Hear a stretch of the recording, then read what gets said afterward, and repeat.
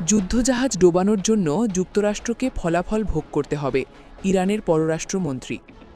ইরানের পররাষ্ট্রমন্ত্রী Abbas Araghchi বলেছেন, যুক্তরাষ্ট্র কোনো সতর্কতা ছাড়াই আন্তর্জাতিক জলসীমায় থাকা ইরানি যুদ্ধজাহাজে হামলা চালিয়েছে। এই হামলার ফলাফল যুক্তরাষ্ট্রকে ভোগ করতে হবে। ইরানের পররাষ্ট্রমন্ত্রী উল্লেখ করেন, ইরানি যুদ্ধজাহাজটি ভারতের নৌবাহিনীর অতিথি ছিল।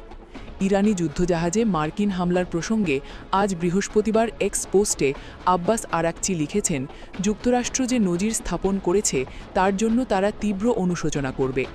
গতকাল বুধবার শ্রীলঙ্কার দক্ষিণ উপকূলে IRIS দিনা নামের ইরানি যুদ্ধজাহাজে সাবমেরিন থেকে হামলা চালায় যুক্তরাষ্ট্র। এতে জাহাজটি ডুবে যায়। শ্রীলঙ্কার কর্তৃপক্ষ বলছে, এই ঘটনায় তারা ৮৭ জনের লাশ উদ্ধার করেছে, আর ৩২ জনকে জীবিত উদ্ধার করে চিকিৎসা দেওয়া হচ্ছে। জাহাজটিতে ১৮০ জনের মতো আরোহী ছিলেন বলে ধারণা করা হচ্ছে। তথ্যসূত্র রয়টার্স।